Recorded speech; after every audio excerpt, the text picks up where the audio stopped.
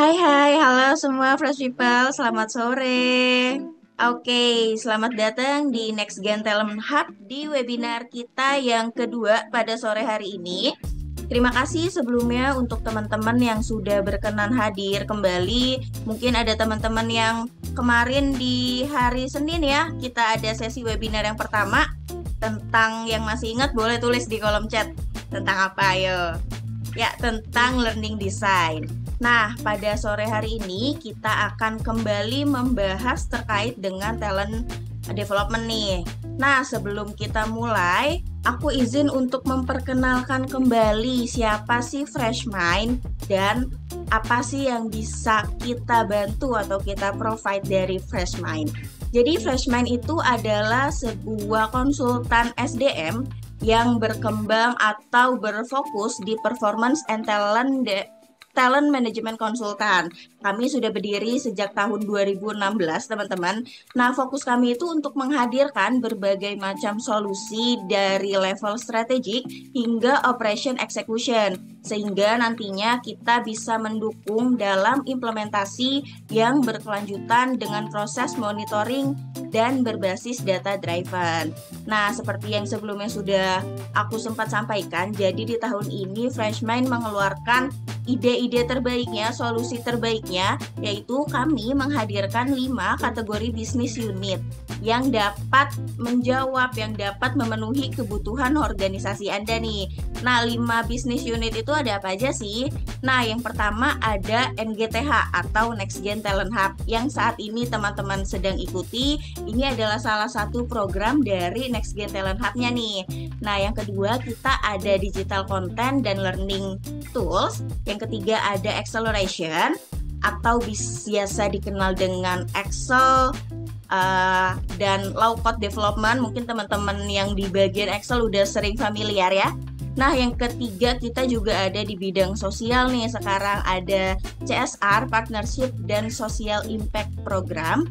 Dan yang masih rutin kita lakukan hampir setiap tahun adalah consulting service. Balik lagi ke webinar kita pada hari ini. Jadi pada webinar hari ini tema kita adalah membangun kompetensi SDM yang unggul. Nah, gimana sih di webinar pada hari ini kita akan kupas secara tuntas bersama dengan narasumber kita yang cantik banget nih hari ini. Kita akan membahas gimana sih tips and triknya untuk kita bisa membangun sebuah SDM yang unggul gitu. Nah, tanpa berlama-lama, langsung aja kita kenalkan sedikit dulu ya tentang fasilitator kita.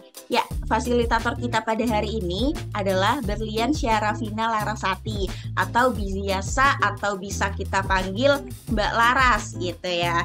Dipanggil Mbak Berlian juga nggak apa-apa sih.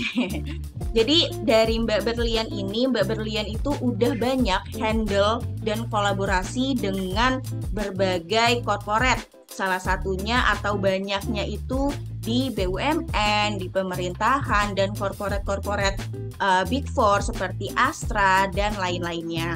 Nah, daripada penasaran dengan Mbak Laras ini, mungkin kita bisa kenalan lebih lanjut kali ya. Hai, Mbak Laras, aduh cantik banget. Hai Mbak Kia, sama Mbak Kia juga masih seger padahal udah jam-jam kritis ya Mbak. Betul, udah mikirin takjil nih kita. Iya, habis ini ya kita Oke, bertakjil. boleh. Nih Mbak Laras apa kabar nih? Terima kasih loh sebelumnya udah berkenan untuk ikut di webinar kita mengisi sesi pada sore hari ini. Masih juga sudah mengundang.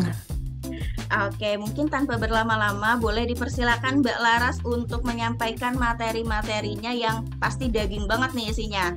Oke, silakan Mbak Laras. Oke, ini hari ini kita akan membahas tentang talent development. Kenapa tema ini muncul? Pertama kali karena waktu itu saya lagi sharing bareng sama teman-teman saya, lagi kumpul weekend gitu ngobrol-ngobrol. Terus kita nanya satu sama lain kayak kalian lagi sibuk apa sekarang? Terus lagi ngerjain apa gitu. Nah, masing-masing orang tuh cerita kan pada ngerjain apa hal-hal baru yang mereka baru pelajari gitu. Tapi saat saya melihat cerita dan bagaimana teman-teman saya ini bercerita, ternyata tone-nya berbeda-beda. Ada yang tone-nya sangat excited karena dia merasa ini tuh challenge baru buat saya dan saya banyak belajar gitu. Ada yang tone-nya negatif, dia merasa dimotivasi karena ternyata challenge-nya tuh di luar kapasitas dia merasa dipaksa gitu untuk belajar. Ada juga yang biasa aja, yang dia kayak ya udah jalan aja, lempeng aja lah gitu karena disuruh gitu ngerjain.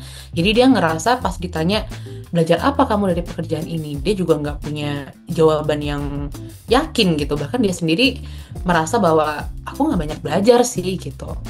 Nah, itu kan saat saya bertanya kepada mereka dari sisi personal gitu ya, as a friend. Saya lihat bahwa oh ternyata nggak semua orang tuh merasakan asiknya belajar di tempat bekerja gitu.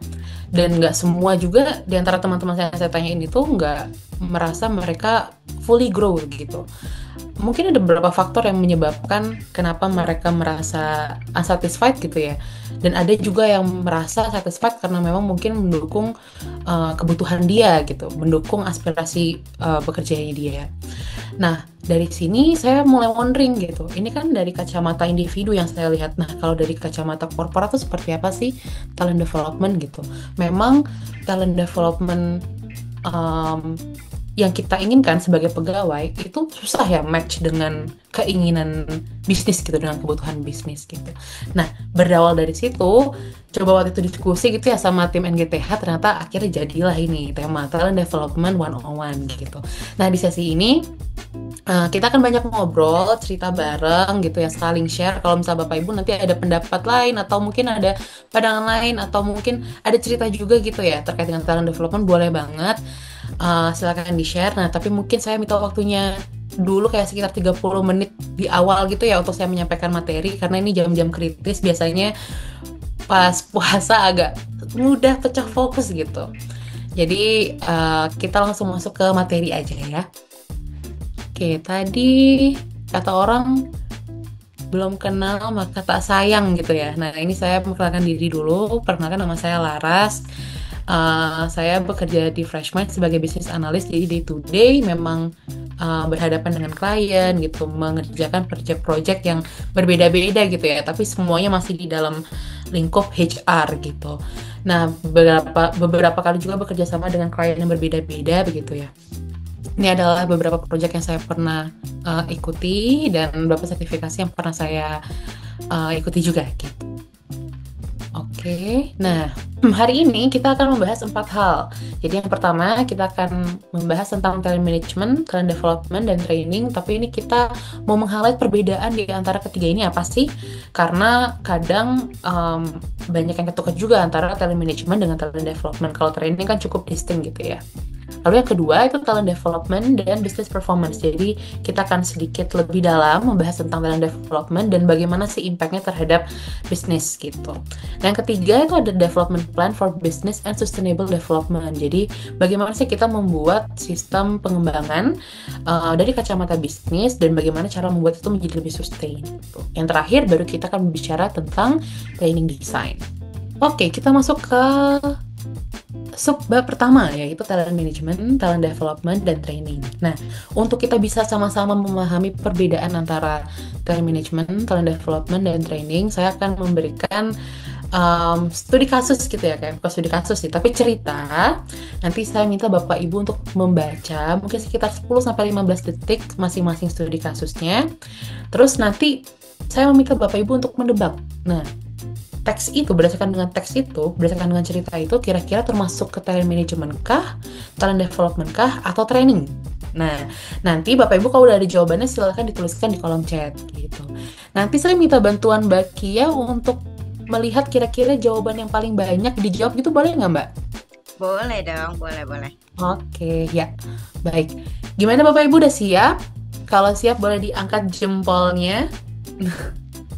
Oke, ini dia studi kasus pertama. Perusahaan Beta Corp menyadari bahwa karyawannya mengalami stagnansi dalam pengembangan keterampilan, sehingga produktivitas menurun.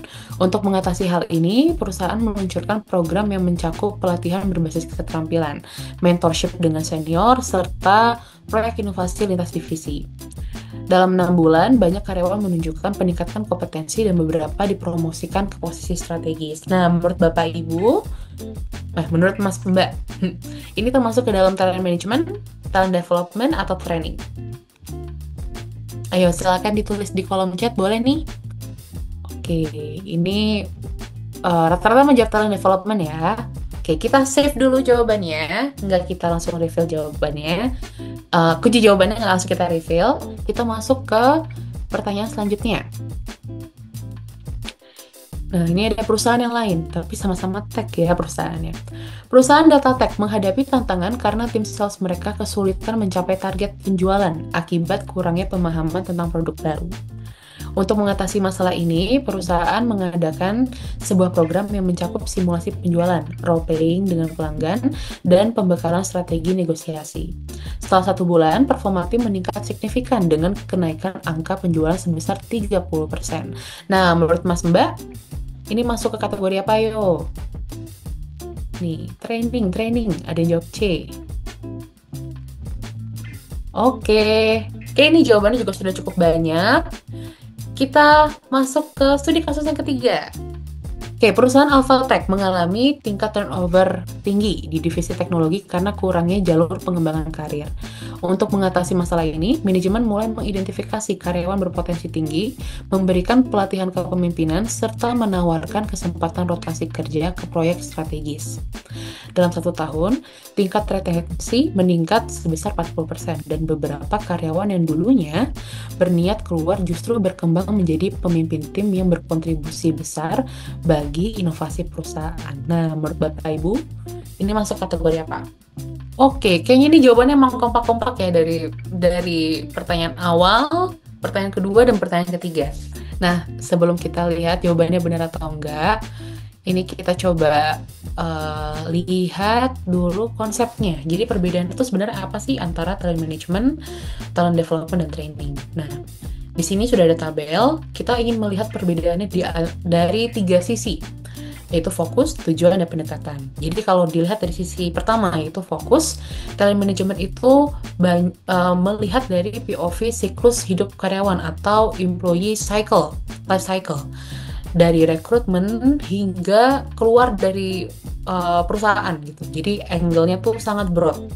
Nah, sedangkan kalau talent development itu lebih mengkerucut lagi. Yang dilihat adalah pengembangan jangka panjang untuk karyawan berbakat atau karyawan-karyawan yang memiliki potensi. Nah, tapi apakah berarti orang-orang yang disebut non-talenta tidak memiliki program talent development? Tidak juga, karena orang-orang yang masuk ke dalam kategori, misalnya mereka masuk ke player C gitu, atau low performers, malah mereka memiliki program khusus untuk meningkatkan kinerja mereka gitu. Jadi itu programnya berbeda lagi. Nah, tapi itu masih masuk juga dalam kategori talent development. Nah, lalu yang terakhir itu training. Training ini fokus pada pengembangan keterampilan spesifik dalam jangka pendek gitu. Jadi kalau di talent management kan selama kita ada di perusahaan, kita akan akomodir gitu ya kebutuhannya. Kita akan dipikirin kira-kira Laras ini selama kerja di Fresh Minds, apa aja sih yang bisa dilakukan sama Laras, gimana caranya biar kompetensinya, kemampuannya semua tuh bisa optimize gitu. Nah, bagaimana caranya untuk bisa mengenhance setiap kompetensi itu? Dilakukanlah program talent development. Nah, dalam program talent development itu terdiri dari beberapa lagi pecahan-pecahan program. Salah satunya adalah training. Jadi paling besar kacamatanya memang talent management, lalu baru mengkerucut lagi ke talent development, baru masuk ke training gitu. Nah, kalau kita lihat dari tujuannya, jadi talent management itu tujuannya adalah menciptakan strategi SDM yang berkelanjutan. Mana caranya biar perusahaan tuh selalu memiliki memiliki suksesi gitu, yang bisa mengisi posisi-posisi kritis saat posisi kritis tersebut kosong. Nah, talent development itu fokus pada peningkatan kapabilitas individu dan organisasi. Sedangkan kalau training itu lebih fokus untuk ke peningkatan kompetensi teknis maupun soft skills gitu. Nah, lalu kalau kita lihat dari sisi pendekatan, time management itu sangat komprehensif. Jadi melihat dari awal kita masuk, dari proses rekrutmen, retensi, suksesi, dan pengembangan. Nah, sedangkan kalau talent development itu fokusnya pada pertumbuhan individu dalam organisasinya. Nah, kalau dari training itu lebih spesifik gitu. Jadi kita melihat kebutuhannya apa, um, pembelajaran dilakukan sesuai dengan kebutuhan atau objektif pembelajarannya. Oke, itu kurang lebih konsepnya. Nah, sekarang kita lihat kunci jawabannya. Tadi pertanyaan pertama Bapak Ibu menjawab benar semua gitu ya. Jadi kita lihat di sini kata kuncinya adalah stagnansi dalam pengembangan keterampilan. Jadi keterampilannya stuck gitu, nggak berkembang. Terus kalau kita lihat dari sisi waktu, ini masuk di sini ditulis dalam 6 bulan banyak karyawan yang menunjukkan peningkatan kompetensi dan beberapa dipromosikan ke posisi yang strategis. Nah, di talent development itu kan seperti rangkaian kegiatan pembelajaran gitu ya. Jadi memang dampaknya itu nggak bisa kita lihat seminggu atau sebulan setelah pembelajaran selesai gitu. Tapi sedikit lebih panjang dibandingkan efek yang dihasilkan oleh training gitu. Karena beberapa program tadi itu. Oke, nah kita lanjut ke studi kasus yang kedua. Itu tadi jawabannya adalah training. Bapak Ibu juga benar semua gitu ya jawabnya. Di sini kita bisa lihat keywordnya adalah simulasi penjualan, role playing dengan pelanggan, dan pembekalan strategi organisasi. Gitu. Itu kan adalah salah satu kegiatan-kegiatan yang bisa diadopsi di dalam aktivitas training gitu ya. Terus di sini juga dibilang bahwa setelah 1 bulan performa tim meningkat signifikan dengan kenaikan angka penjualan sebesar 30%. Berarti yang tadi seperti kita lihat ya di tabel itu bahwa fokus dari training itu memang untuk jangka pendek. Seperti itu. Tapi kalau trainingnya dilakukan secara rutin ya itu bisa menjadi sustain juga. Oke, untuk yang terakhir, nah yang Alpha Tech ini juga tadi Bapak Ibu banyak semua pada menjawab benar ya, time management. Jadi kenapa time management? Karena di sini isunya adalah turnover tinggi. Dari tingkat turnover tinggi, habis itu manajemennya mulai berpikir apa yang harus dilakukan ya biar turnovernya turun gitu, retensinya meningkat. Akhirnya mereka mengidentifikasi karyawan-karyawan yang potensinya baik, terus dilatih, diberi pelatihan, diberikan kesempatan kerja di proyek-proyek strategis. Terus setelah itu retensinya meningkat jadi meningkat sebanyak 40%. Bahkan orang-orang yang tadi yang beberapa mau keluar dari perusahaan bisa berkembang menjadi pemimpin tim di perusahaan tersebut gitu ya. Berarti mereka nggak jadi resign. Itu kuncinya ada di retention itu ya. Makanya termasuk ke dalam kategori talent management. Nah, kurang lebih itu sih ya perbedaan antara talent management, talent development, dan training. Berarti tadi Bapak Ibu semua sudah paham gitu, udah mengerti betul apa perbedaan dari talent management, talent development, dan training. Oke, kita sekarang akan masuk ke subbab talent development and business performance. Nah, kita akan melihat apa sih itu talent development. Jadi talent development itu fokus pada proses di mana organisasi memastikan bahwa tenaga kerja mereka itu memiliki skill set dan abilities atau kemampuan yang pas gitu ya, yang cukup untuk mengerjakan pekerjaan mereka sehari-hari gitu. Nah, berbeda dengan talent management. Kalau talent management tadi tuh kacamatanya lebih broad gitu kan ya, melihat dari sisi rekrutmen, onboarding, retention, salary, dan benefits. Jadi kalau di talent development itu memang melihat bagaimana sih organisasi itu mengidentifikasi dan membantu employees atau karyawan untuk mempelajari skills baru gitu yang relevan untuk karir path mereka. Setelah kami dalami lagi, ternyata ada 5 komponen dari talent development program. Yang pertama itu ada leadership development, kedua ada employee engagement, ketiga dari skilling, keempat ada upskilling, dan terakhir itu mentoring. Nah, kita coba ke yang pertama, yaitu leadership development. Oke, jadi leadership development itu kenapa sih masuk ke dalam talent development? setiap perusahaan itu pasti punya pemimpin gitu ya, yang mana mereka akan in charge untuk memikirkan perusahaan kita ini mau ke arah apa sih. Kalau ada masalah kira-kira apa tindak lanjut yang pas untuk diambil gitu ya, untuk kepentingan bersama. Nah, posisi-posisi leader ini kan harus diisi dengan orang gitu, dan nggak semua orang itu lahir dengan kemampuan leadership yang sama. Ada yang dia lahir emang dengan kemampuan leadership yang tinggi, yang bagus, udah terbentuk gitu ya. Tapi ada juga yang mereka punya potensinya, tapi harus diasah lagi gitu untuk bisa membentuk skill leadership yang solid. Nah, makanya itu akhirnya ada leadership development ini menjadi salah satu pilar di talent development gitu, karena untuk memastikan bahwa organisasi itu memiliki calon-calon leader yang cocok untuk organisasinya, sehingga kedepannya jika ada kekosongan tempat di posisi-posisi leadership itu bisa langsung diisi oleh calon pemimpin yang memang sudah siap gitu.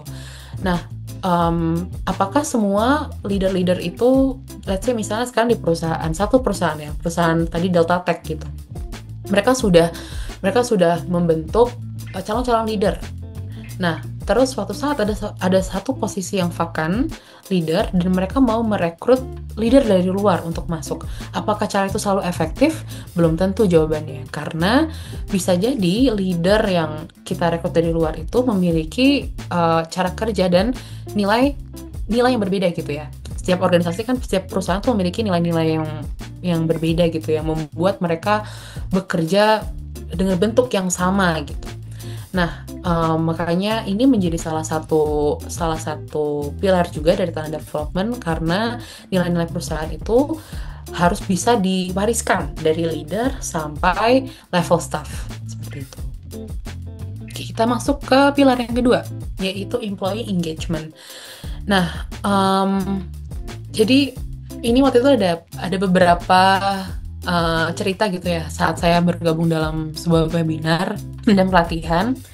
Jadi ada yang berkata bahwa sekarang millennials dan Gen Z itu kerjanya bukan hanya untuk mencari uang gitu, tapi mereka juga ingin tahu bahwa apa sih yang bisa saya kasih untuk perusahaan dan dampaknya sejauh apa. Nah, mereka ingin melihat diri mereka tumbuh di dalam tempat dia bekerja. Jadi mereka memiliki drive yang berbeda. Mereka sudah berpikir bahwa saya punya purpose A, dan purpose A ini apakah bisa disokong atau enggak dengan kegiatan saya sehari-hari, yang mana kita bekerja setiap hari, kita pasti bekerja gitu kan ya. Nah, ini tuh menjadi salah satu juga faktor yang mempengaruhi employee engagement gitu. Nah, melihat bagaimana satisfaction dari kaum millennials dan Gen Z ini menunjukkan bahwa ternyata proses learning itu penting untuk saat ini, karena orientasi mereka itu adalah bagaimana saya membuat diri saya tetap tumbuh. Nah, dengan begitu, talent development itu menjadi salah satu sarana atau program gitu yang penting untuk mereka juga. Karena talent development ini kan yang membentuk kapabilitas individu. Kalau individunya bagus kapabilitasnya dan itu sifatnya kolektif, otomatis kan organisasinya juga semakin baik gitu ya kemampuannya. Nah, berdasarkan dengan itu, makanya employee engagement ini menjadi salah satu pilar yang kuat juga di talent development, karena semakin bagus talent development ya, program talent development ya, orang-orang yang merasa bahwa kebutuhan saya belajar, kebutuhan saya untuk mengembangkan diri itu diperhatikan oleh perusahaan, otomatis engagement mereka atau keterikatan mereka itu akan semakin tinggi juga gitu. Mereka merasa bahwa perusahaan saya ini bisa memahami saya gitu, bisa memenuhi kebutuhan saya. Itu yang membuat kenapa employee engagement ini menjadi salah satu pilar di talent development. Nah, bahkan sekarang pun perusahaan-perusahaan itu banyak yang menjadikan bahwa proses belajar itu sebagai bentuk corporate branding gitu ya. Jadi untuk bisa meng-attract lulusan-lulusan terbaik, lulusan-lulusan dari kampus-kampus yang bergengsi gitu, mereka memasangkan image bahwa mereka itu bisa membentuk generasi atau mencetak workforce yang skillful gitu, yang memiliki skill set yang baik, terus mereka menjadi orang-orang yang profesional dan diperhatikan gitu ya kebutuhan tumbuh dan kembangnya.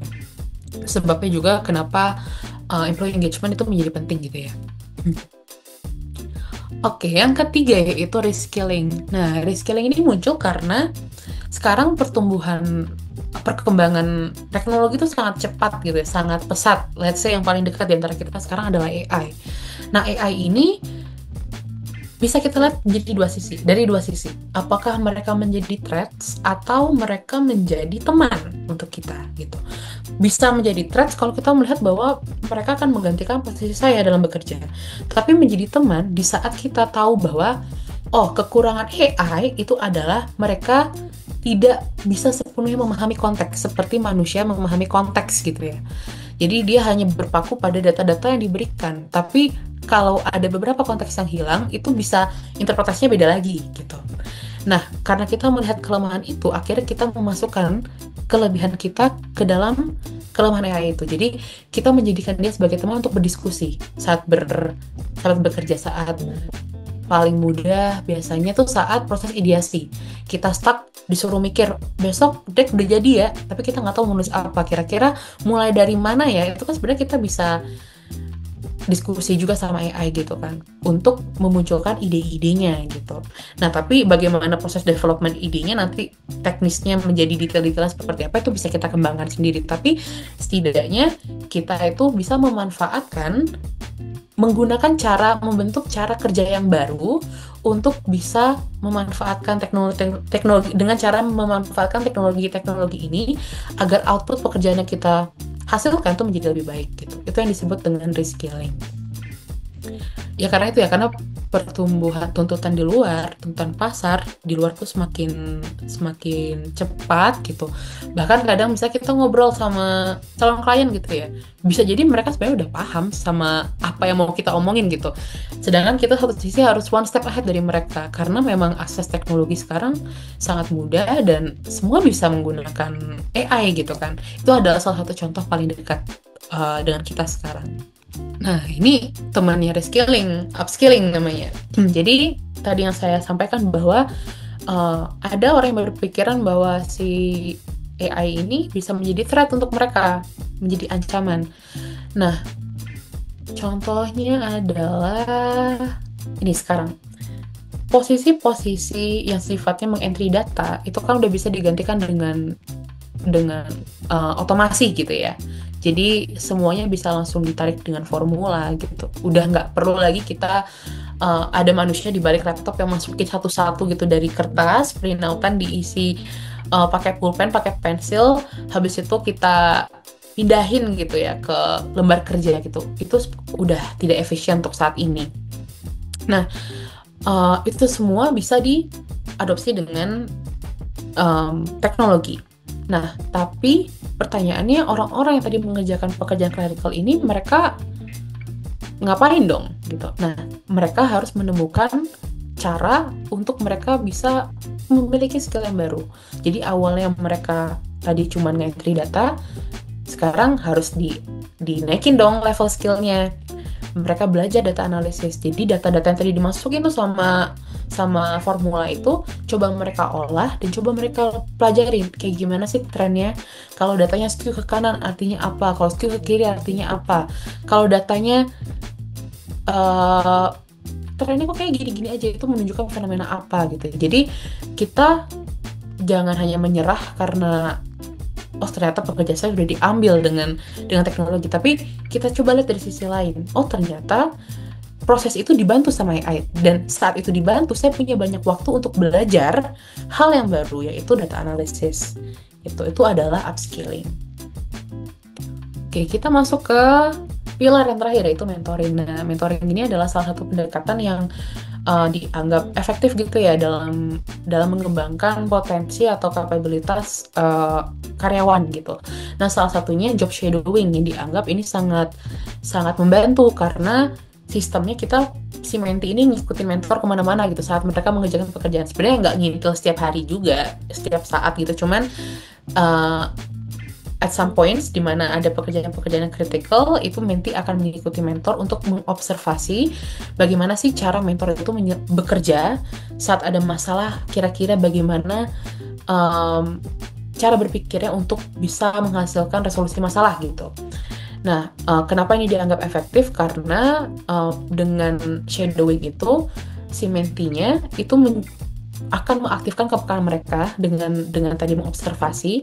Satu sisi si mentornya itu juga bisa sambil bekerja gitu. Jadi mereka nggak harus ngediktein satu-satu, ngejelasin satu-satu gitu ke mentinya, tapi dia bisa sambil bekerja seperti bagaimana dia harusnya bekerja.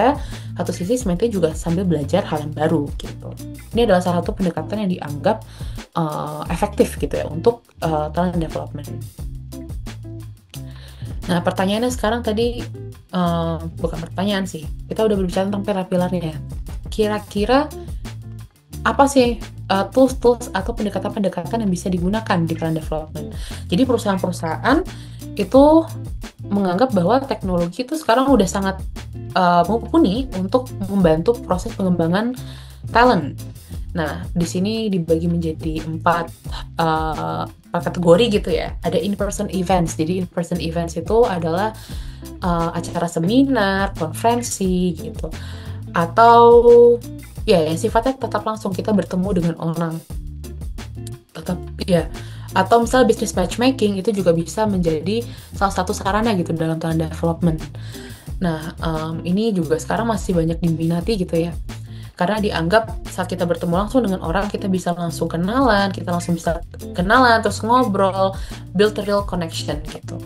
Nah, selanjutnya itu ada webinar. Webinar tuh mirip dengan in-person events, cuma bedanya nggak tatap langsung, nggak tatap muka offline gitu ya. Nah, webinar ini kenapa dianggap sangat membantu gitu, karena sifatnya fleksibel, kita bisa hadir dari manapun, kapanpun, selama ada akses internet dan gadget itu bisa kita akses. Terus kalau kayak misal sekarang ya lagi webinar, terus Mbak Kia misalnya berhalangan hadir gitu, kan ini webinarnya direkam dan nanti diupload di salah satu platform atau di sosial media, nanti bisa diakses kapan saja gitu kan. Itu juga dianggap sangat praktikal untuk orang-orang yang memiliki pekerjaan yang padat gitu ya. Lalu ada internal newsletters, ini yang sangat menarik menurut kami karena jadi ada beberapa perusahaan yang mereka membuat talent development program untuk karyawan-karyawannya. Nah, let's say misalnya Laras nih punya program talent development tentang leadership. Seminggu pertama Laras akan ikut seminar. Lalu di bulan selanjutnya Laras akan selama 3 bulan akan melakukan CMC atau coaching, mentoring, dan konseling gitu bersama atasan. Nah, setelah CMC itu nanti Laras akan mengikuti program project assignment selama 3 bulan gitu. Nanti setelah project assignment baru akan ada presentasi. Tadi itu berarti ada 4 tahapan kan yang harus saya lalui, yang harus saya selesaikan dalam satu program talent development. Nah, nanti di internal newsletter itu akan dikasih tahu progresnya. Oh, Lara sudah menyelesaikan, kamu sudah menyelesaikan 2 dari 3 seminarmu minggu ini gitu. Jadi kita itu bisa merasa bahwa I feel rewarded karena melihat progres capaian di setiap journey saya belajar. Satu sisi itu juga bisa merimain kita juga bahwa oh iya saya lupa kalau saya harusnya kemarin itu seminar gitu, ternyata ke skip gitu. Jadi itu bisa bekerja menjadi dua hal yang berbeda gitu, untuk merimain dan untuk memotivasi kita juga gitu sih. Itu internal newsletters. Nah, lalu yang terakhir adalah online course. Ini yang sangat populer gitu ya di corporate. Jadi apalagi corporate memiliki LMS, pasti mereka punya konten sendiri, terus mereka mendevelop modulnya, kurikulumnya sendiri, terus dimasukin ke LMS mereka. Atau sisi ada juga perusahaan yang membolehkan karyawannya untuk belajar dari online course eksternal, misalnya kayak Udemy, terus ada Coursera gitu ya. Nah, tapi dengan beberapa syarat tertentu, misalnya kayak topiknya harus relevan dengan pekerjaan sehari-hari, atau bisa menyokong atau bisa membantu pertumbuhan, membantu mereka memahami tentang kompetensi tertentu gitu. Itu juga sudah banyak diadopsi. Oke, kita lanjut. Setelah kita tahu tadi apa toolsnya, approach-nya kayak gimana, nah pertanyaannya sekarang adalah apa keuntungan perusahaan jika mereka mengadopsi talent development yang baik. Jadi kita merangkum ada 6 atau 5 ya, kita lihat nanti ya. Ada 6 key benefits yang akan didapatkan oleh perusahaan. Yang pertama, employee retention. Yang tadi saya sampaikan bahwa kalau seandainya kita merasa kalau talent development yang oke, kita akan merasa diperhatikan oleh perusahaan, merasa didengar gitu ya, bahwa oh ya, kemarin saya menyampaikan ini loh saat saya one on one sama manajer saya, dan ternyata saya diperbolehkan untuk mengambil program itu. Nah, itu kan bisa mendorong saya menjadi lebih engage dengan perusahaan. Otomatis probability saya akan bertahan di perusahaan itu lebih lama itu akan lebih besar. Makanya itu larinya ke employee retention. Lalu yang kedua, productive employees. Nah, bayangin kalau seandainya saya tahun ini kerja di divisi operations. Nah, bulan depan saya harus pindah ke finance. Sedangkan saya nggak pernah ngerjain pekerjaan finance dan bukan lulusan akuntansi juga gitu atau finance.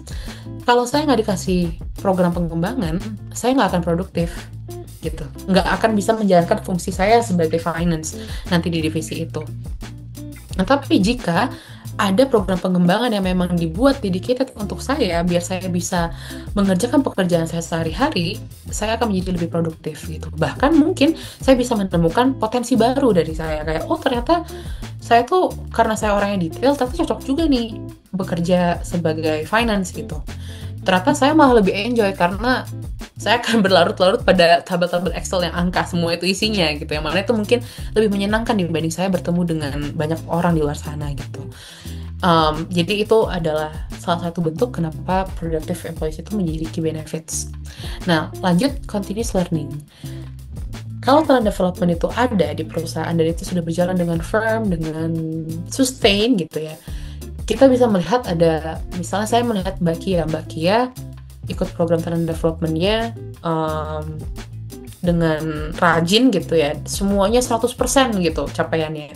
Terus saya ngeliat dulu Mbak Kia skill-nya sama kayak saya nih, tapi sekarang udah canggih banget, udah advance banget gitu. Otomatis kan sebenarnya saya itu memunculkan motivasi ke saya, harusnya saya bisa kayak gitu dong gitu, karena programnya mungkin berbeda ya, isian dari materi-materinya, cuman kan kesempatannya itu sama, kesempatannya ada gitu.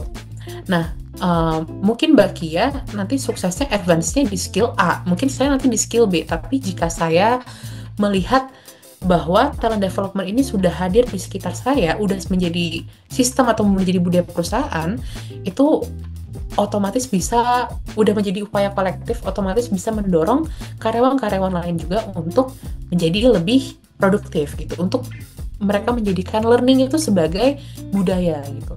Mereka merasa bahwa kok saya nggak paham ini ya, kenapa ya saya nggak paham ini, kenapa yang lain paham saya paham gitu. Otomatis saya harus langsung nyari sendiri dong gitu, saya harus langsung bertanya, mencari orang yang mungkin bisa menjadi SME, atau saya langsung berinisiatif untuk mencari kira-kira online course apa yang bisa membantu saya mengisi gap pengetahuan ini. Saya hubungi manajer saya bahwa, oh ibu kayaknya kemarin saya nggak bisa ngerjain pekerjaan ini, kalau saya ikut pelatihan ini oke nggak? Itu sebenarnya kan salah satu bentuk dari adanya potensi-potensi continuous learning gitu dalam diri. Oke, itu adalah 3 key benefits. 3, bukan gini ya, 3. Nah, selanjutnya ini ada an expansion of the recruitment pool. Nah, talent development dengan adanya program talent development itu sebenarnya memungkinkan siapapun belajar apapun. Kalau dulu kita mau ngisi posisi A, itu harus ngelihat Laras ini lulusan apa ya, dulu kuliahnya di mana gitu. Jadi ngelihat latar belakang kerja apanya dulu gitu. Nah, bayangin kalau misalnya nggak ada flexibility, otomatis tuh jangan-jangan CV saya isinya semua finance doang gitu kan. Kesempatan saya untuk punya exposure di HR atau misalnya kayak di operations itu nggak akan ada gitu. Nah, tapi karena ada talent development ini, jadi memungkinkan kita untuk belajar hal yang baru gitu. Nah, mungkin saya 1 tahun pertama, 2 tahun misalnya di finance gitu, tapi kok kayaknya lama-lama saya tertarik ya di HR gitu, merambah ke sana, ternyata oh ya saya cocok juga nih, akhirnya saya masuk ke HR. Terus nanti di tahun keempat gitu, saya melihat tuh kayaknya saya suka ya masuk operations. Terus nanti melihat lagi, oh ya ternyata saya memang cocoknya di HR nih, operations nggak cocok gitu. Ya udah akhirnya kembali lagi mendalami lagi apa yang melanjuti lagi apa yang sudah saya pelajari di HR, dan itu semakin saya dalami gitu ya. Jadi harapannya sih bisa terbentuk skill M-shape gitu. Nah, ini menunjukkan bahwa sebenarnya nanti si rekrutmen poolnya itu akan menjadi semakin besar karena kita melihat bukan hanya dari dia lulusan apa, tapi dia punya experience apa aja, udah seberapa lama mereka memegang experience itu gitu. Nah, itu diperkuat juga dengan salah satu temuan gitu ya, bukan temuan sih, tapi kayak informasi gitu dari World Economic Forum yang memprediksi bahwa di tahun 2025 tuh 50% karyawan juga ujung-ujungnya butuh reskilling, mereka harus belajar skill baru gitu. Jadi, itulah kenapa talent development penting gitu ya. Nah, lanjut more productive employee performance review. Nah, dengan tadi kita punya exposure yang banyak terhadap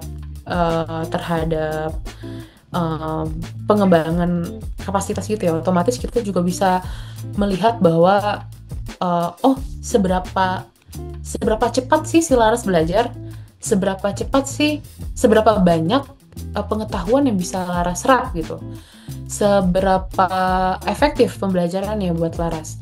Jadi ini bisa membantu kita untuk melihat motivasi seseorang, terus menilai keterampilan mereka sama potensi mereka gitu, untuk promosi atau untuk melihat potensi kepemimpinan gitu. Ya karena tadi ya, kalau kita misalnya kalau kita nggak merotasi orang dari fungsi A ke fungsi B dan fungsi lainnya, otomatis kita nggak akan tahu nih seberapa potensi orang gitu. Nah, ini sebenarnya berkaitan juga dengan yang poin nomor 6, yaitu discovering hidden talents. Nah, discovering hidden talents itu yang tadi saya bilang, misalnya saya sekarang kerjanya di operations, terus dipindahkan ke finance. Awalnya struggling, tapi lama-lama setelah tahu celahnya, setelah belajar, oh ternyata saya enjoy aja, karena memang saya punya soft skill ketelitian, dan itu dibutuhkan banget di pekerjaannya sekarang. Jadi, hal-hal yang sebelumnya saya nggak tahu, jadi saya tahu bahwa, oh ternyata saya punya kemampuan dan punya potensi di sini, gitu. Kurang lebih ada 6 berarti ya, bukan 5. 6 key benefits yang akan didapatkan organisasi jika talent development programnya berjalan dengan baik. Oke, sekarang kita masuk ke subbab ketiga, yaitu development plan for business dan sustainable development untuk empower growth. Oke, ini adalah pertanyaan yang kadang suka muncul dalam hati setiap pegawai. Kalau tadi kita melihat kembali ya, development plan for business.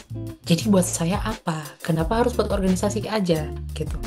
Itu kadang suka terbesit gitu ya di pikiran saya. Nah, di pikiran mungkin ada orang-orang lain juga di luar sana gitu ya. Karena kadang kebutuhan bisnis tuh nggak selalu align dengan kebutuhan yang kita inginkan. Misalnya saya pengen belajar tentang learning agility gitu misalnya. Satu sisi sebenarnya bisnis manajemen pengen saya belajar tentang project management. Satu sisi saya nggak terlalu tertarik sama topik itu gitu. Jadi sebenarnya pertanyaan ini itu pasti akan ada di benak orang saat mereka disuruh belajar sesuatu. Kira-kira kalau saya belajar ini, saya bisa terapkan di mana ya? Untungnya buat saya apa gitu?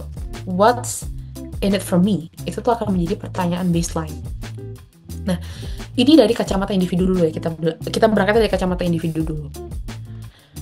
Kalau kita berangkat dari kacamata individu, berarti kita harus memahami bahwa setiap orang tuh butuh drive atau motivasi gitu. Di sini itu ada teori namanya self determination theory yang berbicara tentang 3 kebutuhan psikologis universal gitu, yang setidaknya tuh harus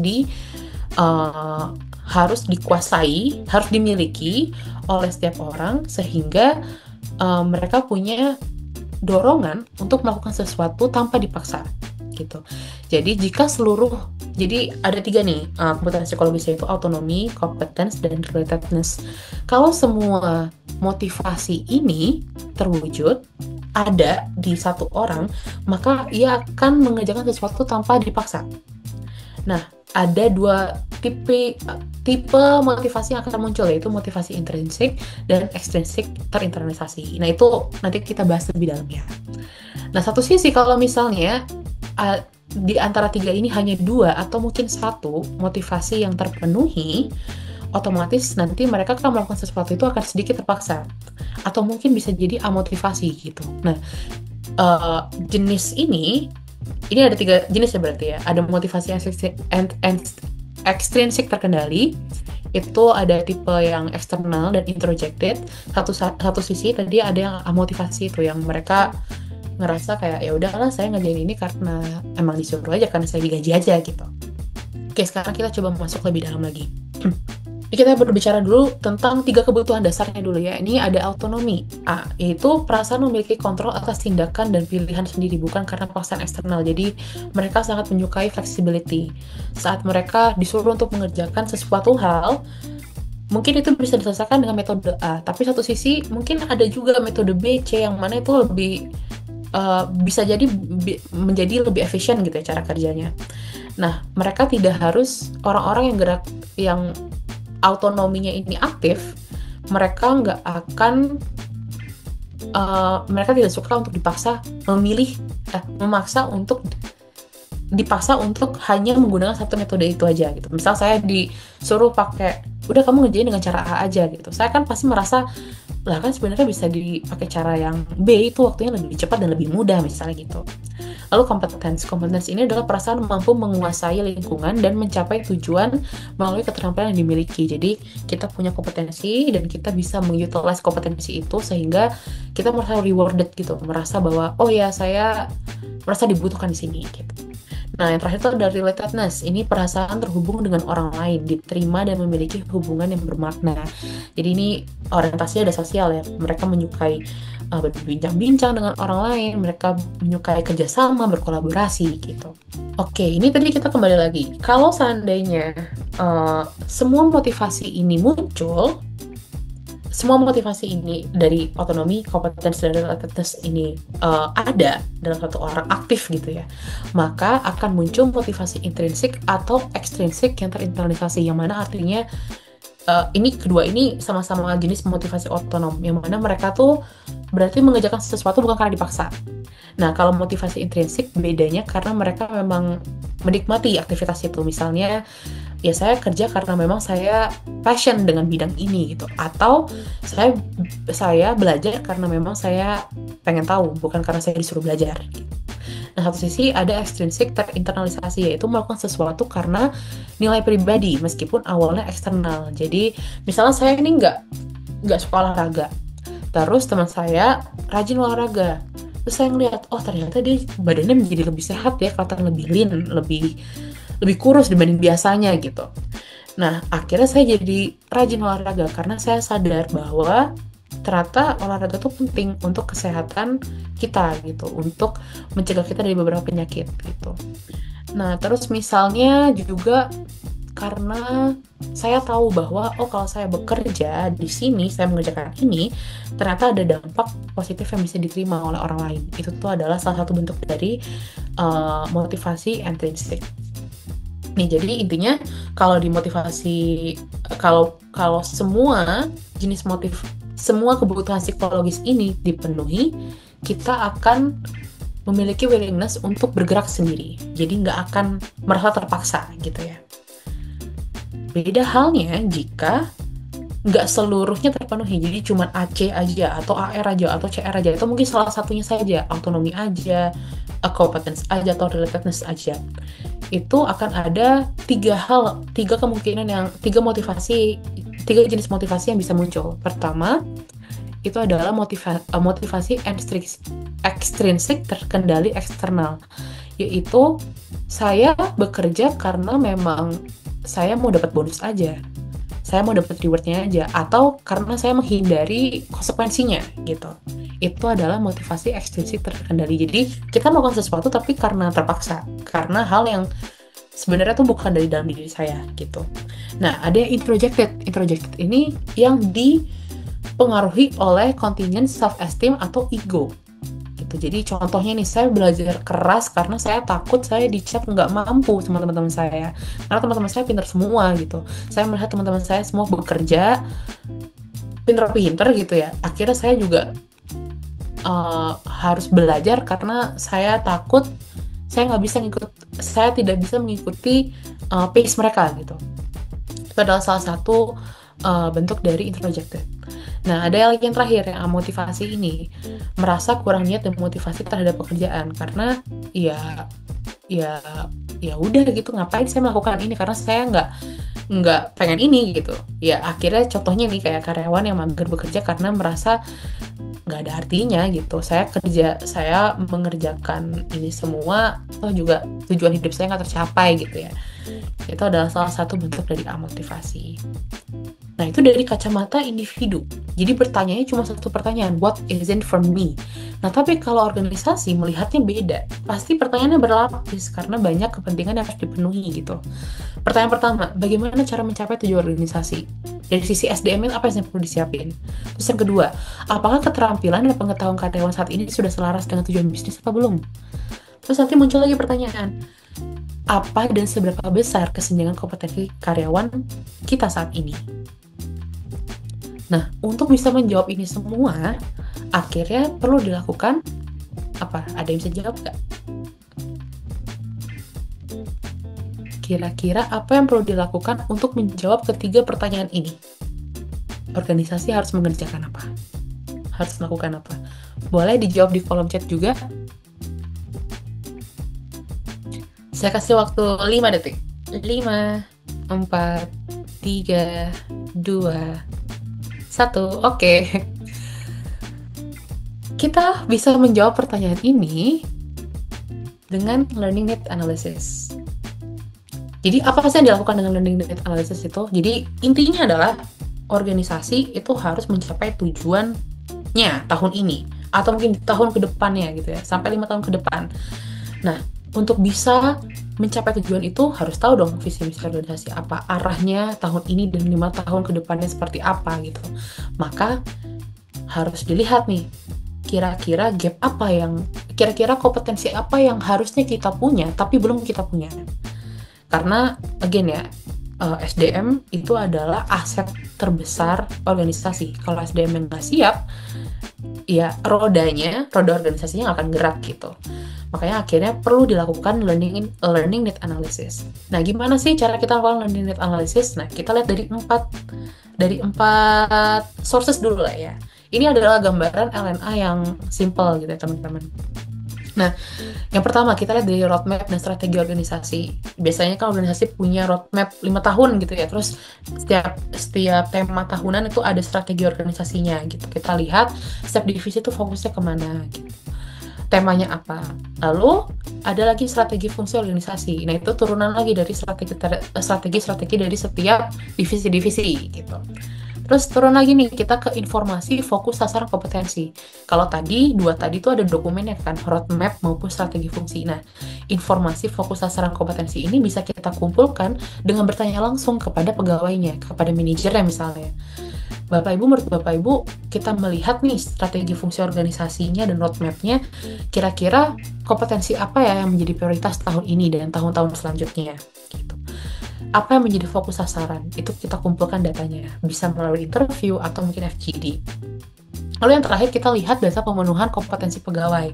Nah, jadi setiap perusahaan itu memiliki matriks kompetensi, yang mana itu isinya adalah setiap jabatan diisi sama siapa, terus mereka harus menguasai kompetensi apa, levelnya berapa setiap kompetensi, dan sekarang tuh capaiannya ada di level berapa di setiap kompetensinya. Misalnya Laras harus punya kompetensi ABC, sedangkan Mbak Kia EFG gitu. Laras di ABC itu harus semuanya harus di level 4, sedangkan sekarang capaiannya semuanya di level 3, berarti masih ada gap kompetensi kan itu. Nah, itu yang harus dijadikan fokus saya dalam 1 tahun ke depan atau mungkin di tahun-tahun selanjutnya gitu, agar bisa membantu dan mendorong organisasi mencapai tujuan organisasinya gitu. Oke, berdasarkan tadi 4 file yang tadi, 4 data-data tadi, kita lakukan nih analisis gap kompetensi. analisis gap kompetensi itu kita lihat yang primary yang harus ada itu adalah data pemenuhan kompetensi pegawai dan fokus sasaran kompetensi. Jadi strategi fungsi organisasi dan roadmap itu kita gunakan sebagai kayak rambu-rambu gitu sih, sebagai arahnya gitu. Tapi data primernya itu adalah informasi fokus sasaran kompetensi dan data pemenuhan kompetensi. Nah, setelah kita analisis gap kompetensinya, baru kita buatkan desain program pembelajarannya. Nah, desain program pembelajaran seperti apa? Yaitu yang competency based learning plan. Jadi, kita lihat nih, Laras tuh memang punya gap kompetensinya di kompetensi apa aja. Kalau tadi kompetensinya adalah gapnya ada di kompetensi A, B, dan C, ya berarti pembelajaran yang didesain itu untuk mengasah kompetensi A, B, C tadi. Jangan sampai kompetensinya Mbak Kia yang saya pelajarin gitu kan, nggak tepat sasaran kan. Malah nanti kompetensi saya gapnya nggak akan terisi gitu. Nah, terus output dari desain program pembelajaran juga yaitu kurikulum dan silabus dan metode serta strategi pembelajaran gitu. Nah, saat kita mendesain program pembelajaran ini ada faktor-faktor yang bisa menentukan juga, ada faktor eksternal dan faktor internal. Kalau internal itu contohnya kayak preferensi belajar pegawai dan minat pegawai. Misalnya, saya lebih menyukai belajar langsung sama orang gitu. Belajar langsung dengan mentor. Saya lebih suka shadowing dibandingkan saya belajar melalui LMS. Kadang menurut saya LMS misalnya gampang ngantuk gitu ya. Itu tuh menjadi salah satu pertimbangan juga dalam mendesain program pembelajaran. Nah, satu sisi minat itu juga perlu dilihat juga bahwa kira-kira perlu dipertimbangkan gitu ya. Kira-kira minat ini sesuai dengan minat Laras apa enggak ya gitu. Kalau enggak, kira-kira ada nggak materi sejenis yang mana mungkin itu bisa lebih cocok ke Laras. Bukan artinya kontennya tuh harus sesuai keinginan Laras, tapi mungkin pendekatannya itu bisa dengan cara yang berbeda. Misalnya, saya nggak suka nih hitung-hitungan statistik, tapi saya suka belajar langsung dari orang. Nah, jadi cara desain pembelajarannya adalah saya belajar statistik bersama dengan peers. Jadi saya bisa kerja kelompok gitu bareng, misalnya kayak ada community gitu, kita belajar bareng. Jadi kalau saya bingung, ya saya bisa nanya sama orang yang mana bisa menjelaskan juga ke saya, sama-sama, yang mana kita sama-sama belajar gitu.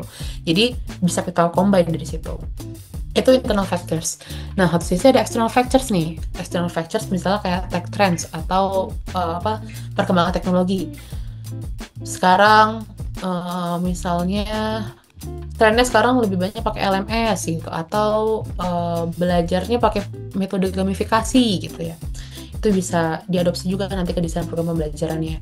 Dukungan stakeholder, mungkin LMS kita bekerja sama dengan counterpart lain gitu ya untuk mengisi materi-materi di dalamnya gitu. Atau mungkin ada program-program tatap muka gitu yang bersedia, ada stakeholder yang bersedia untuk diajak kerjasama sebagai SME atau sebagai pemateri gitu ya. Lalu aksesnya juga penting, misalnya perusahaan tadi Delta Tech misalnya ya, mereka tuh perusahaan timur, jadi nggak semua ada di Jakarta, ada yang di Sumatera, ada yang di Kalimantan, ada yang di Sulawesi, ada yang di Papua. Nah, kita perlu lihat nih, kalau misalnya kita mau buat desain program pembelajaran pakai LMS, kira-kira yang di Papua bisa mengakses apa enggak gitu, itu perlu kita pertimbangkan juga. Itu external factors karena berkaitan dengan infrastruktur gitu. Nah, setelah kita desain program pembelajarannya berdasarkan dengan faktor-faktor yang tadi perlu dipertimbangkan, ini yang paling penting, itu eksekusi. Nah, setelah eksekusi, kalau eksekusinya betul, sesuai, semua desain pembelajarannya emang dijalankan sesuai dengan gap kompetensinya, maka closing the skills gap, atau kita akan semakin meminimalisir gap kompetensi yang ada di organisasi gitu. Oke, itu tentang LNA. Nah, pertanyaan sekarang adalah bagaimana jika business needs itu kontradik dengan keinginan belajar dari employee gitu ya. Nih, kira-kira ini yang reaksi yang akan muncul. Kurang motivasi, frustasi dan merasa kebingungan. Bingung kayak, gimana ya ini gue udah diajarin tapi kok nggak nyambung-nyambung gitu. Karena harusnya saya belajarnya nanya langsung sama orang, tapi saya dipaksa buat belajar sendiri di LMS gitu. Terus rendahnya retensi pengetahuan, karena ya tadi saya nggak paham gimana saya mau mengimplementasikan itu gitu ya di pekerjaan sehari-hari. Terus kinerja stuck dan inefficiency. Kinerja stuck karena saya nggak bisa mengutilize tadi. Harusnya saya tadi diposisikan di finance gitu ya. Saya disuruh belajar pakai LMS, tapi saya nggak ngerti. Akhirnya selama 3 bulan nggak ada progres gitu. Saya tetap bingung aja gitu. Atau sisi inefficiency itu bisa dilihat dari sisi cost. Saya sudah disediakan gitu ya program pembelajaran, sudah disediakan, tapi ternyata nggak ada perkembangan gitu. Jadi itu yang menyebabkan adanya inefficiency gitu.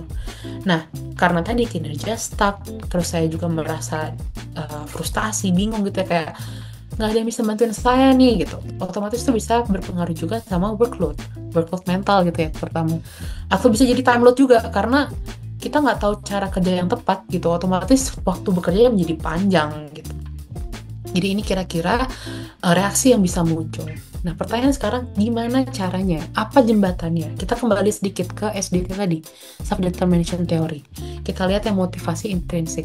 Di sini contohnya adalah kita bisa bekerja, kita mau melakukan sesuatu automatically tanpa dorongan eksternal atau tanpa merasa terpaksa jika ada motivasi intrinsik dan ekstrinsik yang terinternalisasi. Nah, motivasi intrinsik ini contohnya kayak saya belajar karena saya ingin tahu, karena saya menyukai apa yang saya kerjakan gitu.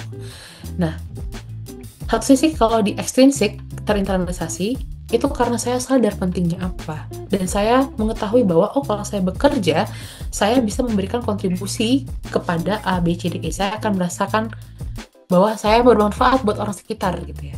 Nah, kita tarik dari sisi ini. Jadi gimana caranya kita mendorong agar motivasi otonom itu muncul, meskipun misalnya topik kontennya kurang disukai sama orangnya. Adalah pertama, deliver the urgency. Kira-kira apa sih pentingnya kalau mereka mempelajari ini? Penting buat dia dan organisasi. Lalu yang kedua, build their curiosity. Apa yang mereka belum tahu dan mereka bisa tahu kalau misalnya mereka mempelajari hal yang baru ini gitu. Kira-kira apakah ada kesempatan baru yang bisa terbuka gitu jika mereka mempelajari hal baru ini. Terus yang ketiga, tell the impact that they might have atau they might create gitu. Kasih tahu bahwa kalau kalian mengerjakan ini, kalian mempelajari ini, itu bisa membantu siapa, misalnya kolega kerja kalian, atau misalnya membantu stakeholders gitu, atau masyarakat gitu. Jadi kita bantu mereka untuk melihat urgensinya apa, kita bantu mereka untuk membentuk curiosity-nya, dan juga menyadarkan bahwa ada loh sebenarnya impact yang bisa kalian create kalau kalian mengerjakan atau mempelajari hal yang baru ini. Dan yang terakhir nih yang penting juga, yaitu fulfill their learning experience. Learning preferences. Karena satu sisi memang konten yang perlu dipelajari itu memang dibutuhkan selama bisnis. Jadi bisnis itu memang, misalnya Laras memang harus belajar skill A, B, C gitu. Saya mungkin negosiasi untuk saya nggak mau yang A gitu, itu probability-nya mungkin kecil gitu ya, karena ya saya emang di-hire perusahaan untuk saya bekerja untuk perusahaan gitu kan. Tapi negosiasinya dari sisi mana sih? Kita bisa lihat dari preferences-nya, dari cara kerjanya gitu. Saya belajar dengan cara apa gitu. Mungkin oke deh Pak, saya belajar pakai A, tapi saya belajar dari Bapak langsung ya, jadi metodenya mentoring gitu, oke nggak gitu, oke gitu. Atau mungkin kayak oke Pak, saya mau nih belajar networking, tapi saya belajarnya dengan cara in-person events ya, yang tadi misalnya kayak seminar, conference gitu. Jadi saya bisa langsung ngerasain manfaatnya Pak. Itu kan suatu hal sebenarnya masih bisa dinegosiat gitu ya. Jadi kontennya tidak apa-apa mengikuti kebutuhan bisnis, tapi caranya, approach-nya itu bisa kita sesuaikan dengan kebutuhan psikologis ini gitu. Biar autonomi, kompetensi, dan relatedness dari masing-masing pegawai ini terbentuk gitu ya. Semuanya terwujud. Oke, nah ini dia salah satu, itu tadi kan urgensinya gitu ya, kayak gimana sih caranya kita menjembatani antara kebutuhan bisnis dengan personal ini. Nah, sekarang apa yang bisa kita lakukan sebagai organisasi gitu ya? Create flexible, supportive, and growth-oriented work environments. Di mana orang itu bisa, di mana setiap pegawai itu bisa mengambil inisiatif, memberikan kontribusi, dan bisa berkembang gitu. Kita lihat ya dari autonomi, gimana sih caranya? Pertama, memberikan pekerjaan yang memiliki fleksibilitas. Jadi kita bisa memberikan inisiatif, terus kita bisa berpartisipasi dalam mengambil keputusan. Terus meminimalisir kontrol berlebihan, micromanagingnya diturunin gitu ya.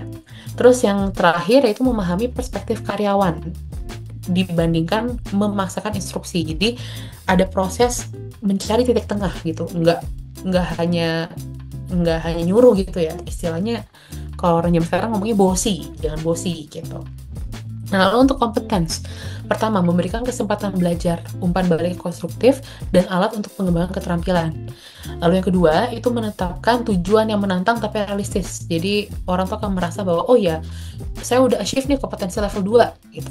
Kalau di level 2 terus ya, mereka akan bosen lama-lama kan. Mereka butuh tantangan baru. Kita kasih nih level 3. Di situ nanti akan merasa di-challenge lagi nih bahwa, oh ternyata kemarin saya nggak kompetensi enough, ternyata ada kesulitan yang lebih lagi gitu. Itu akan semakin memunculkan motivasi yang lebih kuat gitu. Lalu mengapresiasi pencapaian melalui sistem penghargaan yang bermakna, bukan sekedar insentif finansial. Jadi contohnya ada perusahaan yang kalau kamu mencapai sales sampai 1 miliar misalnya, kamu akan makan malam bersama direksi. Itu tuh saya pernah dengar itu. Itu ada. Terus misalnya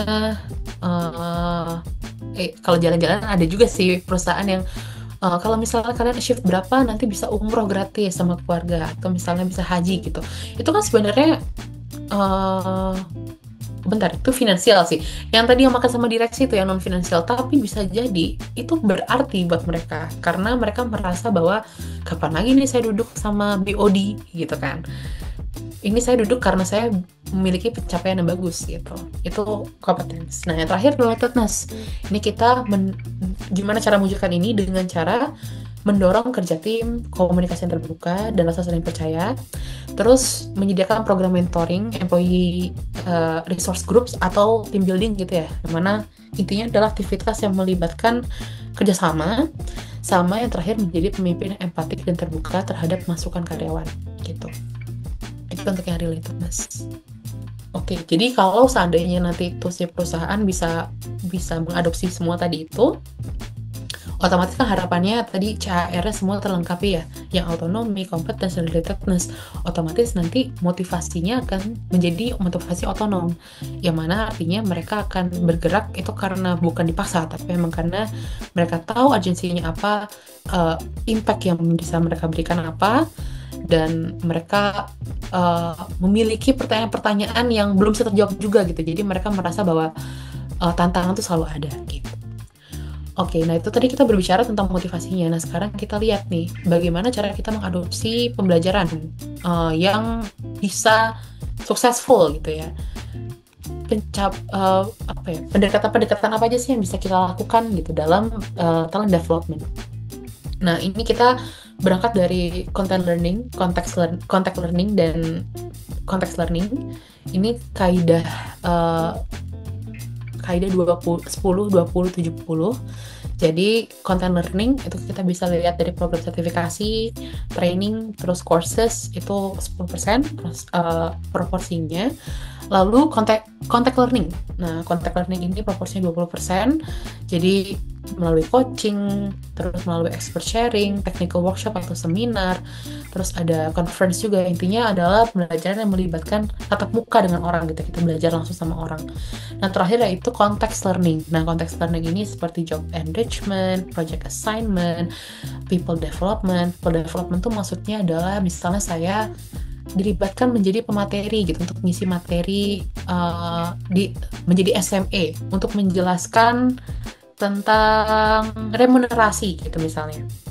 Nah itu kan sebenarnya saya belajar juga ya, kayak belajar nanya-nanya ke orang gitu, kayak gimana sih remunerasi itu kalau menurutmu yang efektif gitu. Terus kita akan membuat silabusnya, kita akan terjun langsung lah sebagai fasilitator. Itu kan termasuk ke dalam aktivitas bekerja langsung gitu kan, seperti lagi di dalam project gitu. Makanya people development itu masuk ke dalam kategori context learning gitu. Oke, nah sekarang kita masuk ke topik terakhir, yaitu training design, implement, and transform. Nah, training design itu memang paling umum itu menggunakan model ADDIE. Ini yang saya yakin pasti teman-teman freshman juga udah luar kepala gitu ya sama ADI ini. Nah, ADI ini adalah pedoman yang digunakan sebagai pedoman untuk membangun program pelatihan yang efektif dan dinamis gitu. Jadi ada 5 tahap ya, ada analyze, design, develop, implement, dan evaluate. Nah, ini adalah fungsi-fungsi dari ADIE. Jadi, bukan fungsi, tapi kayak apa yang kita kerjakan di setiap tahapan. Nah, di analyze, itu kita akan melakukan klarifikasi masalah, menetapkan tujuan pembelajarannya apa, terus memahami lingkungan atau karakteristik peserta didiknya seperti apa. Gitu. Jadi, di sini kita akan mengidentifikasi perilaku yang diharapkan muncul setelah pembelajaran itu seperti apa, kendala pembelajarannya apa, metode penyampaiannya gimana, teori pembelajaran yang relevan dengan kebutuhan mereka apa sehingga bisa menjawabkan learning objektif gitu ya. Itu semua dilakukan dalam proses analisis. Nah, setelah analisis selesai dilakukan, baru masuk ke desain. Di desain ini kita akan menetapkan tujuan pembelajarannya, terus strateginya misal kayak tadi kita mau pakai apa nih, mau pakai online courses kah atau mau pakai training kah gitu. Itu kita tetapkan strateginya, terus media yang digunakan secara sistematis dan detail. Jadi mau menggunakan metode apa gitu ya, apakah mau seperti co-creation gitu, jadi kita akan bekerja sama untuk menghasilkan ide gitu ya, kita ngobrol terus ntar idenya kita kumpulkan, terus ntar kita saring bareng-bareng gitu, kita rajut menjadi satu ide yang besar gitu. Atau mungkin sifatnya kayak ujian gitu. Jadi ini tergantung sebenarnya sama tujuan pembelajarannya apa. Nah, lalu develop. Tahapan ini kita akan membuat materinya, terus mengujikan juga kira-kira materinya udah dipahami apa enggak gitu. Terus kira-kira sudah akan meet dengan learning objektifnya atau tidak. Terus kalau misalnya materi-materinya ini ada yang sifatnya e-learning harus dimasukkan ke dalam sistem, kira-kira bisa run well apa enggak nih di sistemnya gitu. Terus merevisi materi sesuai desain. Jadi misalnya tadi ada error-error yang ditemukan gitu, itu akan langsung direvisi sebelum kita masuk ke tahap selanjutnya, yaitu implement. Nah, di implement ini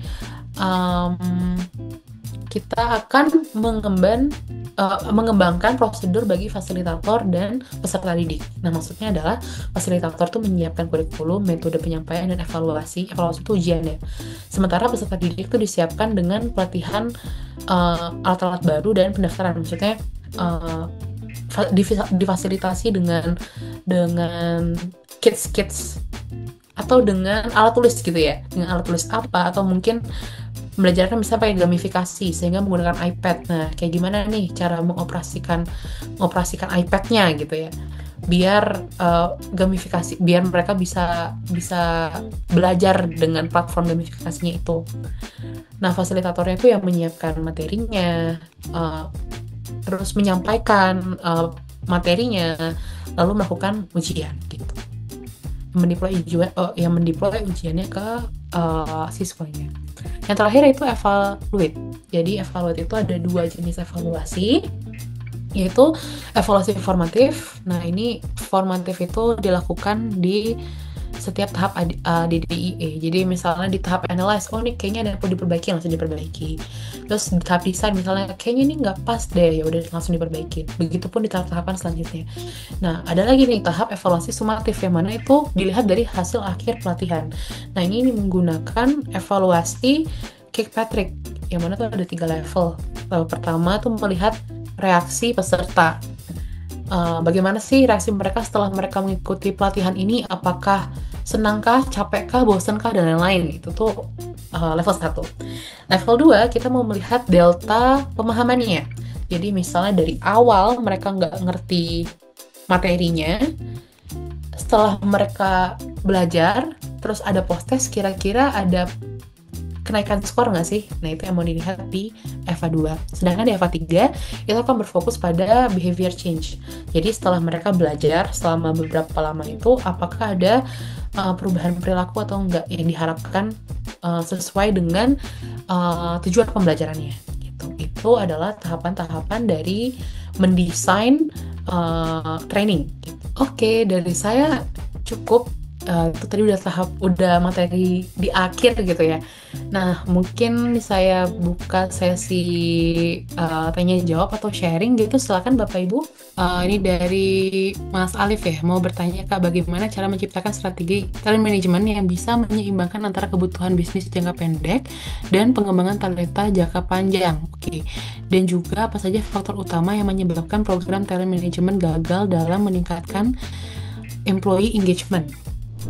Mungkin saya jawab ke yang kedua dulu ya. Jadi apa faktor utama yang menyebabkan program talent management gagal dalam meningkatkan employee engagement? Nah, sebenarnya engagement itu, kenapa tadi saya juga, kalau tadi kita ngomongin talent development, itu kan employee engagement menjadi salah satu pilar dari si employee, dari talent development itu juga kan. Nah, pertanyaan what is it for me itu nggak hanya untuk talent development saja, tapi itu juga ada di employee engagement. Misalnya ada program employee engagement outing di pantai. Nah, sedangkan nggak semua orang suka kegiatan engagement outing. Mungkin ada yang sukanya kegiatan engagementnya membaca bareng gitu, atau misalnya mereka senengnya kegiatan engagement yang sifatnya tuh based on interest gitu, based on kesukaan masing-masing pegawai gitu ya. Itu menurut mereka bisa lebih engage, mereka bisa lebih kenal sama orang satu sama lain.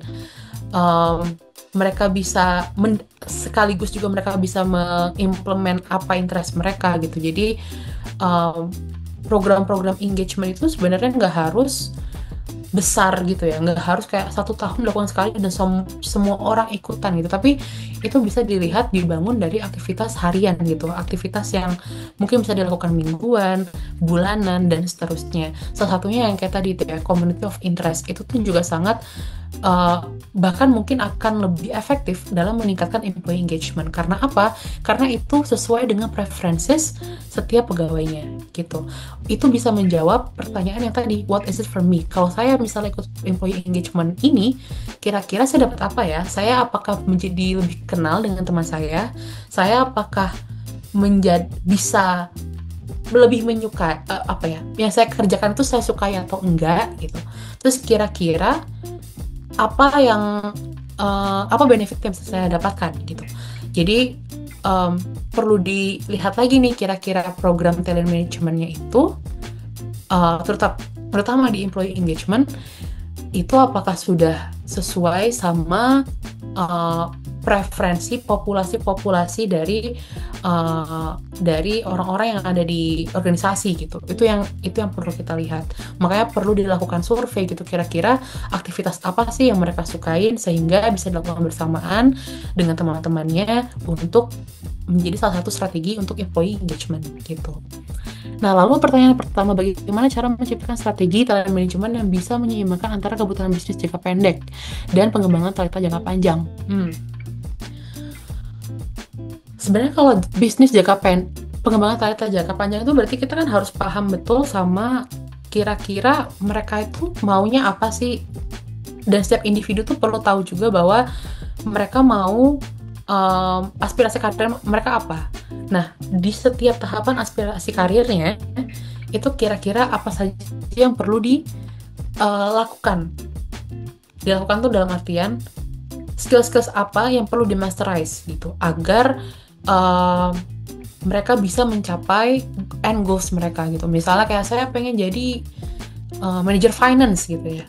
End goal saya adalah menjadi manajer finance. Nah, menuju ke sana saya harus tahu tuh kira-kira apa aja yang perlu saya lakukan gitu. Apakah tahun ini misalnya saya ikut sertifikasi dulu, habis itu 6 bulan kemudian saya baru ikut event-event lainnya. Nah, itu untuk pengembangan talenta jangka panjangnya. Jadi saya harus tahu end goals dari talent itu apa, baru kita breakdown bareng-bareng sesuai dengan aspirasi karirnya gitu. Nah, satu sisi kita juga perlu lihat nih kebutuhan bisnisnya apa.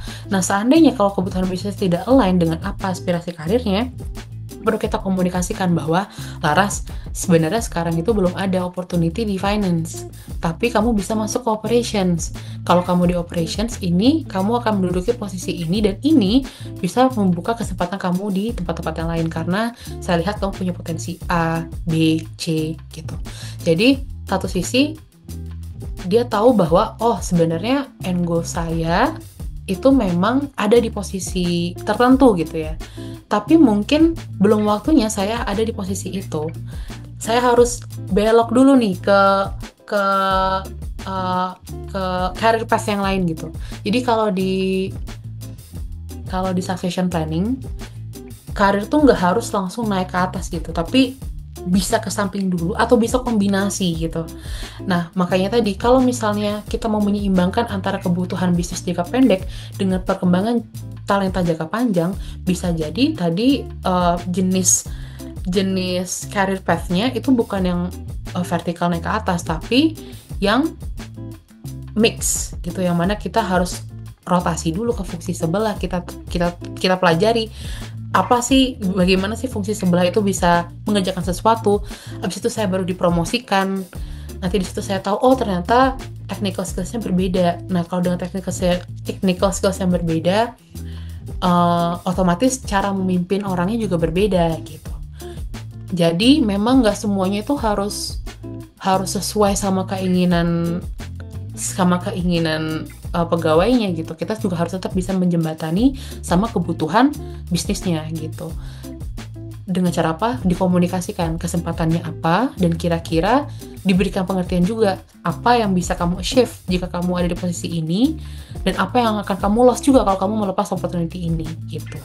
Dari 3 konsep yang sebelumnya ada talent development, talent management, dan training, gimana sih dari ketiga konsep ini bisa saling melengkapi sehingga dalam strategi perusahaan di SDM tuh cukup baik? Jadi intinya adalah di talent management, kalau talent development, jadi talent management tuh kalau kayak rumah, jadi atapnya, nah di bawahnya tuh ada pilar-pilar gitu kan, dan salah satu pilarnya tuh adalah talent development. Nah, training itu adalah bagian dari pilar training development gitu. Nah, apakah kalau training development-nya bagus, itu otomatis talent manajemennya otomatis bagus? Belum tentu. Karena kita harus lihat pilar yang lain juga. Pilar rekrutmen seperti apa, succession planning-nya seperti apa, terus fungsi-fungsi lainnya kayak gimana gitu, termasuk kayak salary, komben dan lain-lain gitu. Itu harus kita tinjau juga, karena kalau pilar-pilar nggak kuat, employee experience-nya juga nggak akan bagus gitu. Itu yang akan pengaruh sama retention rate lagi nanti. Bisa jadi akan banyak yang resign karena merasa nggak satisfied gitu. Karena again, nggak semua orang juga kerja hanya karena pengen belajar. Pasti ada kebutuhan dasar juga gitu kan ya. Nah, itu juga bisa mempengaruhi juga. Atau sebaliknya, ada orang juga yang bekerja nggak karena dia digaji besar gitu, tapi karena dia pengen menyampaikan value yang dia punya gitu. Dia merasa kayak saya bisa mengerjakan ini, dan ini tuh sebenarnya bisa bermanfaat buat orang lain gitu ya. Kalau misalnya dia pekerjaannya tidak mendeliver itu, nggak bisa memberikan itu kepada orang lain, dia juga pasti lama-lama akan merasa buat apa saya ngerjain ini gitu kan. Kalau memang drive-nya bukan uang gitu ya. Gitu. Jadi emang kita harus melihat pilar-pilar lain dari talent management gitu. Oke, sip. Jadi emang harus saling melengkapi juga ya Mbak Laras ya. Betul. Oke, sip.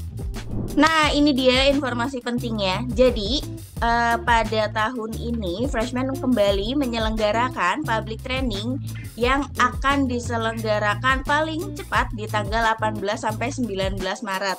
Nah, ini tentang tadi yang dibahas oleh Mas Imam nih, terkait dengan learning needs analysis.